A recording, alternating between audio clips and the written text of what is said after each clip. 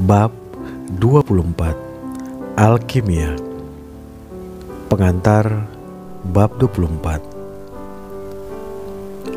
Bab 24 ini adalah pelajaran terakhir. Jika Anda telah mempraktikkan setiap latihan selama beberapa menit setiap hari, seperti yang disarankan, Anda akan menemukan bahwa Anda bisa memperoleh dari kehidupan seperti yang Anda inginkan. Caranya, pertama-tama Anda menempatkan apa yang Anda inginkan itu ke dalam kehidupan. Dan Anda mungkin akan sependapat dengan pernyataan seorang murid. Pemikiran bersifat hampir berkelimpahan, sangat luas, sangat tersedia, sangat pasti, sangat logis, dan sangat bisa digunakan. Buah pengetahuan ini adalah anugerah Tuhan.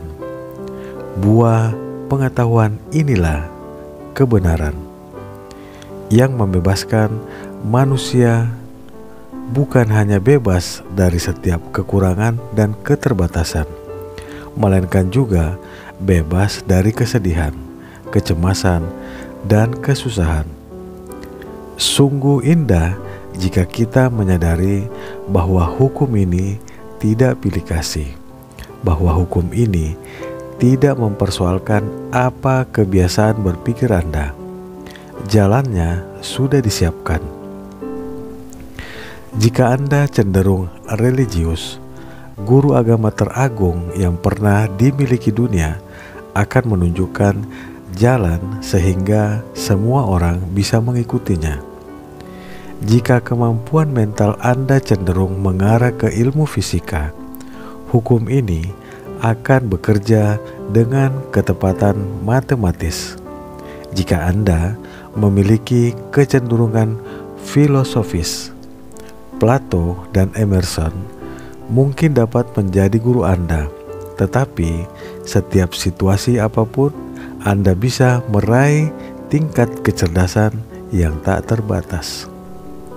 Saya percaya bahwa pemahaman tentang prinsip inilah rahasia yang dicari dengan sia-sia oleh para praktisi alkimia kuno, karena rahasia ini menjelaskan bagaimana emas di pikiran kita diubah menjadi emas di dalam hati dan emas di genggaman tangan. Materi bab 24. 1. Semua kekayaan. Ketika pertama kali para ilmuwan menyatakan bahwa matahari berada di pusat sistem tata surya dan bumi berputar mengelilinginya, banyak orang yang sangat terkejut dan ketakutan. Seluruh ide itu pasti salah, karena sudah ada yang lebih pasti daripada pergerakan matahari di langit, dan setiap orang bisa melihatnya tenggelam di balik bukit di sebelah barat dan tenggelam di laut. Kaum terpelajar marah dan para ilmuwan menolak ide yang dianggap tidak masuk akal itu. Namun akhirnya bukti memberikan keyakinan di pikiran semua orang. 2. Kita berbicara tentang lonceng sebagai benda yang bernyanyi. Namun kita tahu bahwa yang dilakukan lonceng hanyalah menghasilkan getaran di udara. Bila getaran ini sampai pada kecepatan 16 per detik, maka bunyi itu bisa didengar di dalam pikiran.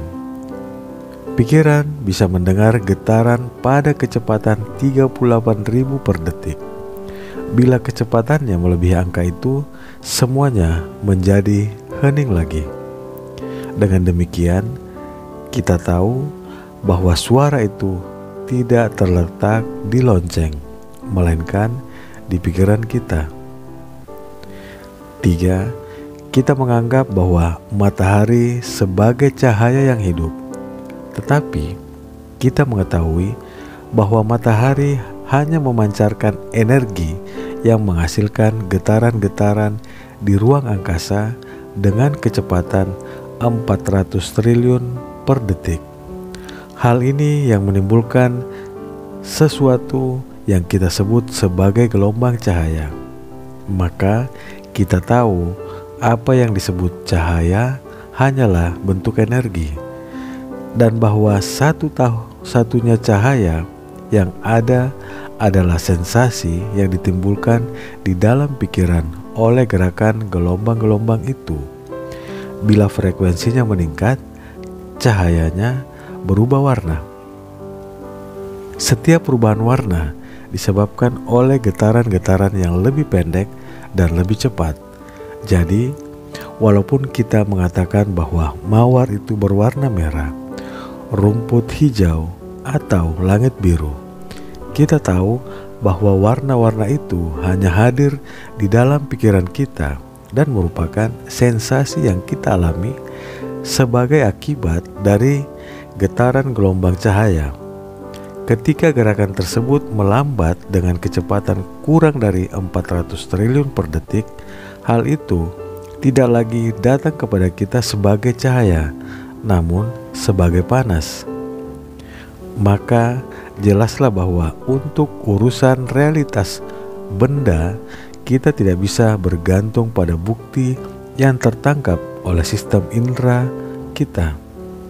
Seandainya saja kita bisa bergantung pada indera, kita harus percaya bahwa matahari bergerak dan dunia ini datar alih-alih bundar, bahwa bintang-bintang adalah percikan cahaya alih-alih matahari yang besar. 4. Seluruh rangkaian teori dan praktek dari sistem metafisika apapun terkandung di dalam pengetahuan tentang yang terkait dengan Anda sendiri dan dunia tempat Anda hidup. Pengetahuan bahwa untuk mengekspresikan harmoni, Anda harus memikirkan kondisi yang harmoni. Untuk mengekspresikan kesehatan, Anda harus memikirkan tentang kesehatan. Untuk mengekspresikan kelimpahan, Anda harus memikirkan kelimpahan. Untuk ini, Anda harus membalikan bukti yang tertangkap oleh sistem penginderaan Anda. 5. Jika Anda mengetahui bahwa setiap bentuk penyakit, rasa sakit, kekurangan, dan keterbatasan hanyalah hasil dari cara berpikir yang salah, Anda pasti sudah mengetahui kebenaran yang akan membuat Anda bebas. Anda akan melihat bagaimana gunung bisa dipindahkan jika gunung-gunung ini hanya terdiri dari rasa ragu, takut, tidak percaya, atau bentuk keputusan lainnya. Semua itu sebenarnya tidak real. Mereka tidak hanya perlu dipindahkan, melainkan dibuang ke laut. 6. Tugas Anda sesungguhnya adalah meyakinkan diri sendiri tentang kebenaran pernyataan-pernyataan ini. Bila Anda telah berhasil melakukannya, Anda tidak akan sulit memikirkan kebenaran, dan setiap yang sudah ditujukan kebenaran mengandung prinsip vital dan akan mewujudkan dirinya sendiri. 7. Orang-orang yang menyembuhkan penyakit melalui metode mental sudah mengetahui kebenaran ini. Setiap hari mereka mendemonstrasikannya di dalam kehidupan mereka dan kehidupan orang lain. Mereka tahu bahwa kehidupan, kesehatan, dan kelimpahan itu maha ada dan mengisi semua ruang. Dan mereka tahu bahwa orang-orang yang mengizinkan penyakit atau kekurangan apapun terwujud, berarti mereka belum memahami hukum yang agung ini. 8. Semua kondisi merupakan ciptaan pikiran, sehingga seluruhnya bersifat mental. Karena itu, penyakit dan kekurangan hanyalah kondisi mental di mana orang gagal mengetahui kebenaran. Begitu kesalahan ini dihilangkan, kondisinya pun hilang. 9. Metode untuk menghilangkan kesalahan ini adalah masuk ke dalam keheningan dan mengetahui kebenaran.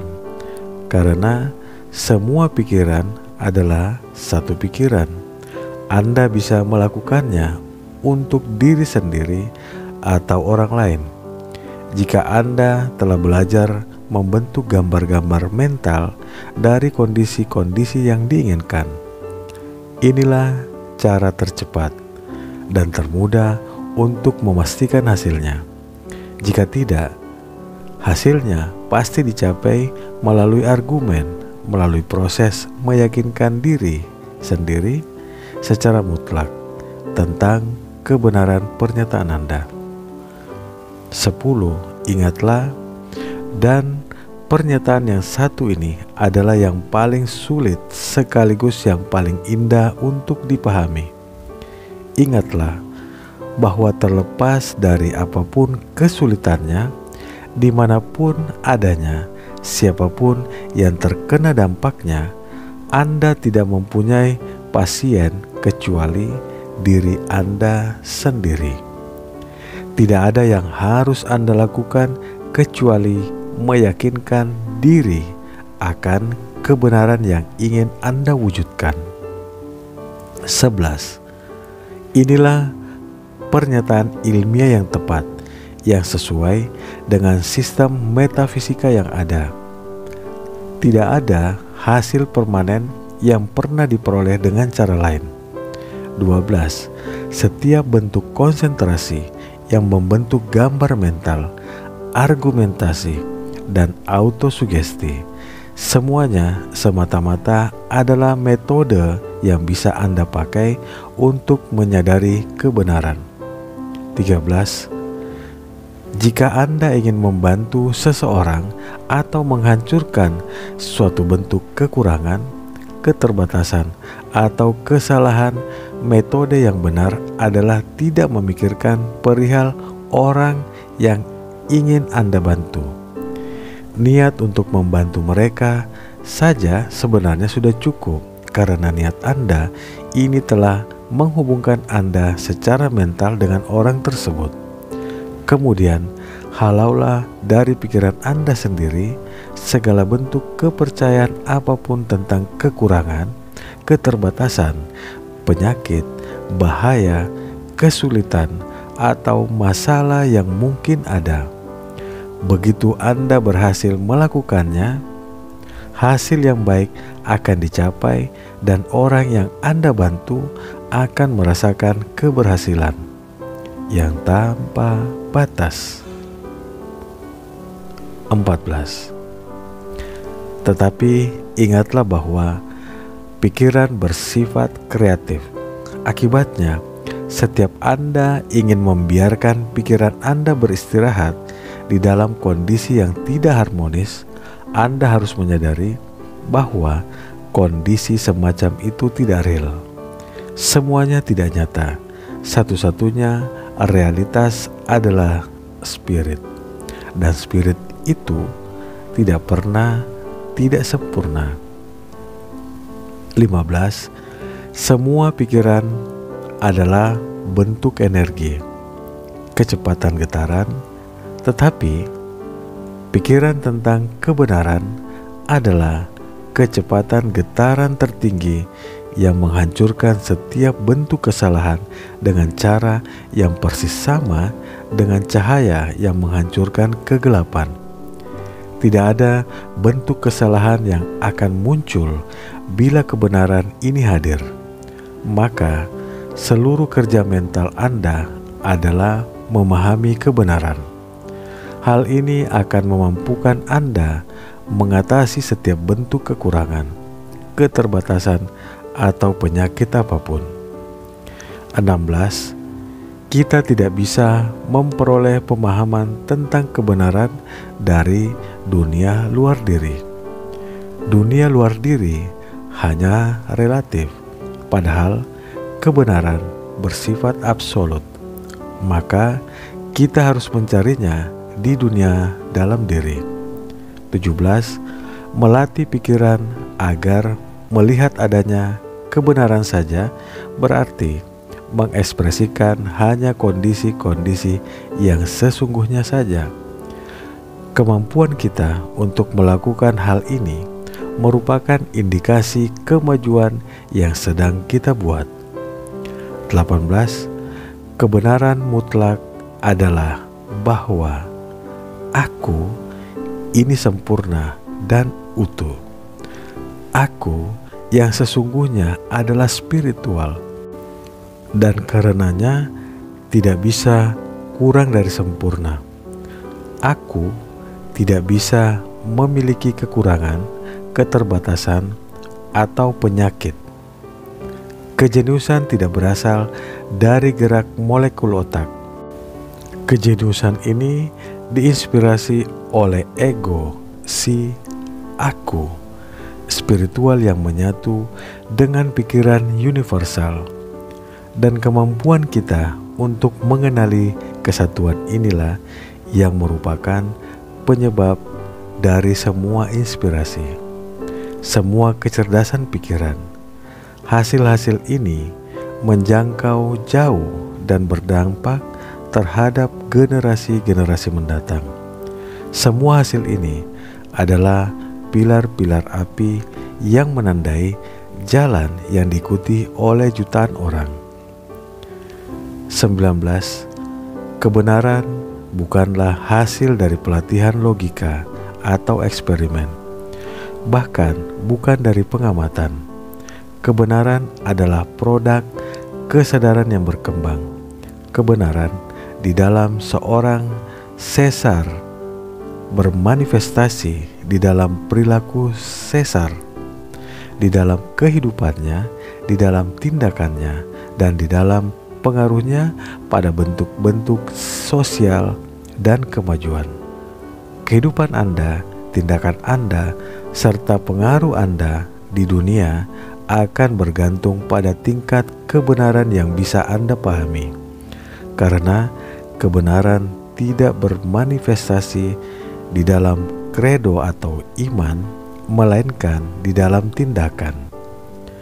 20. Kebenaran bermanifestasi di dalam karakter, dan karakter seseorang seharusnya merupakan interpretasi dari agamanya atau apa yang baginya merupakan kebenaran. Hal ini pada gilirannya akan terbukti di dalam karakter dari harta miliknya.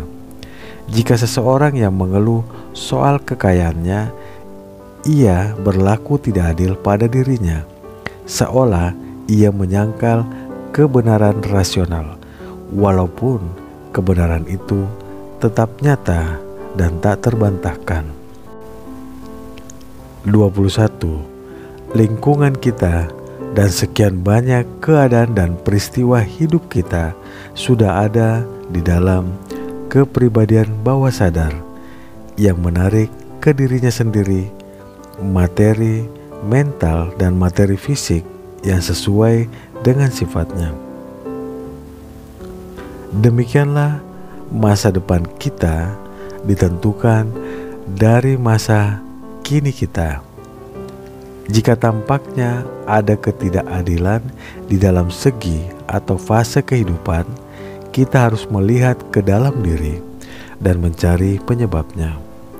Lalu, kita harus berusaha menemukan fakta mental yang menjadi sumber manifestasi luar itu. 22. Kebenaran inilah yang membuat Anda bebas. Pengetahuan yang sungguh-sungguh tentang kebenaran inilah yang akan memungkinkan Anda mengatasi setiap kesulitan. 23. Kondisi-kondisi yang Anda temui di luar diri selalu merupakan hasil dari kondisi-kondisi yang terdapat di dunia dalam diri.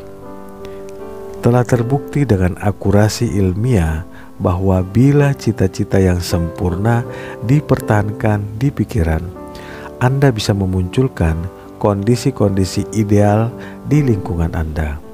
24. Jika Anda hanya melihat yang tidak utuh, tidak sempurna, yang relatif, dan yang tak terbatas, maka kondisi-kondisi ini akan termanifestasi di dalam kehidupan Anda.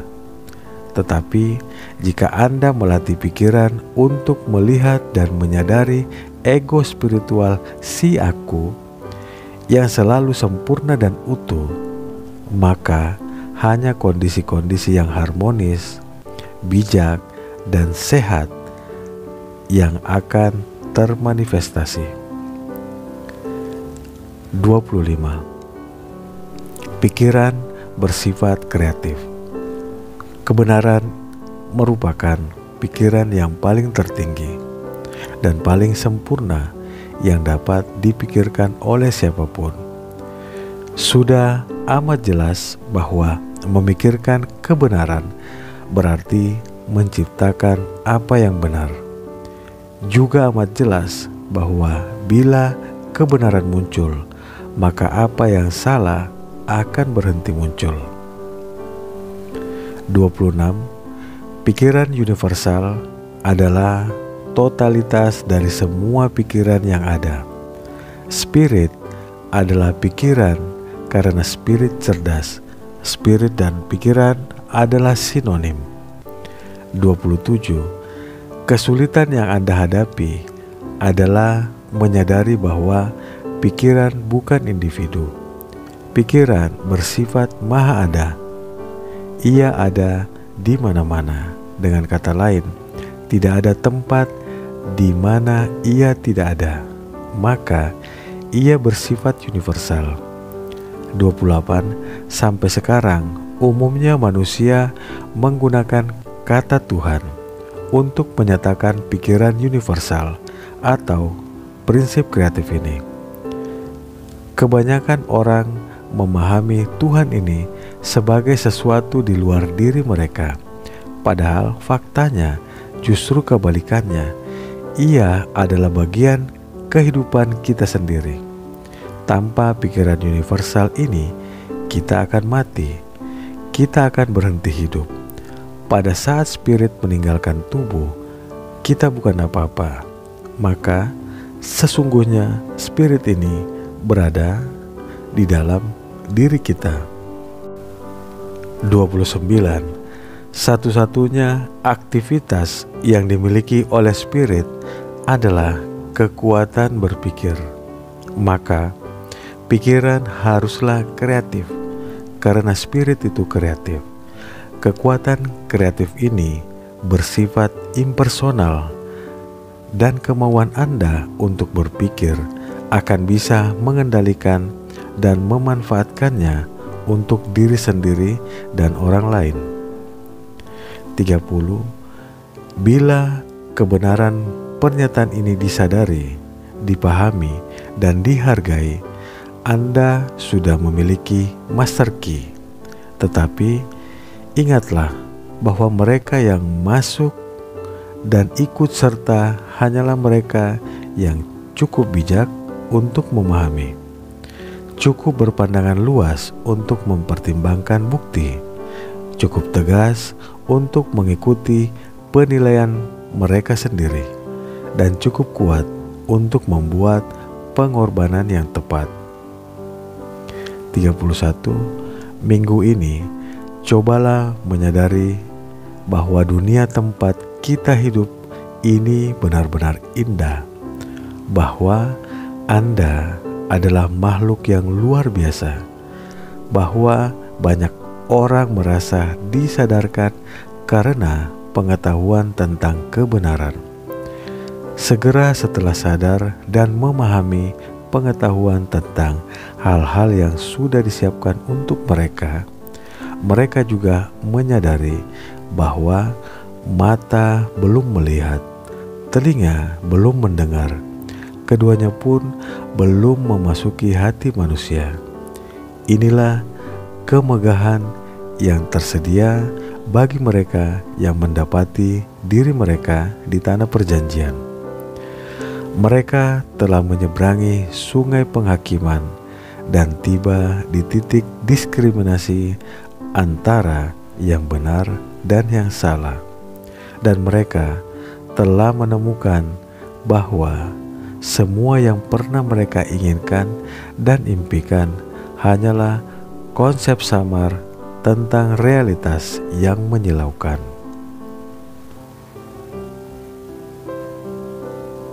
Kita ulangi latihan untuk bab 24, Alkimia. Sadarilah bahwa dunia tempat kita hidup ini benar-benar indah, bahwa Anda adalah makhluk yang luar biasa, bahwa banyak orang merasa disadarkan karena pengetahuan tentang kebenaran. Segera setelah sadar dan memahami pengetahuan tentang hal-hal yang sudah disiapkan untuk mereka, mereka juga menyadari bahwa mata belum melihat, telinga belum mendengar, keduanya pun belum memasuki hati manusia. Inilah kemegahan yang tersedia bagi mereka yang mendapati diri mereka di tanah perjanjian. Mereka telah menyeberangi sungai penghakiman dan tiba di titik diskriminasi antara yang benar dan yang salah. Dan mereka telah menemukan bahwa semua yang pernah mereka inginkan dan impikan hanyalah konsep samar tentang realitas yang menyilaukan. Kita lanjut untuk tanya jawab bab 24.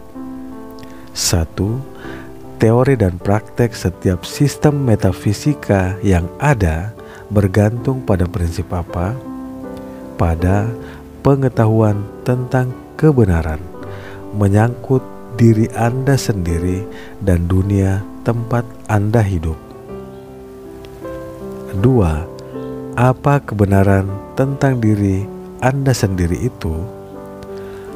Aku yang sesungguhnya atau ego itu bersifat spiritual sehingga tidak pernah tidak sempurna.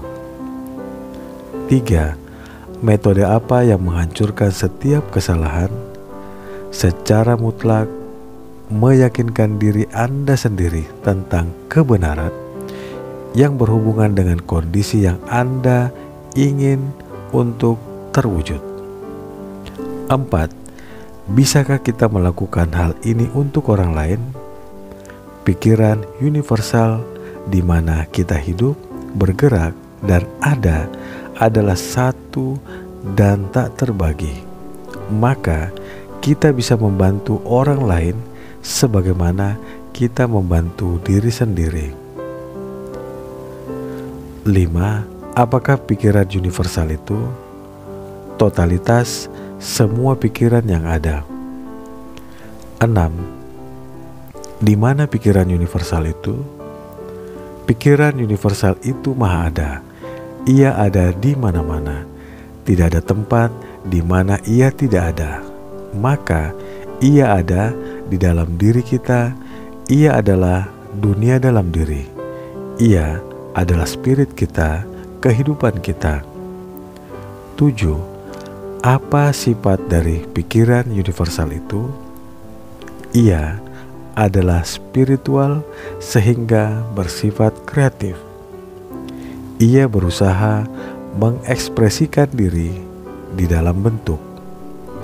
8. Bagaimana kita bisa bertindak sesuai dengan pikiran universal itu?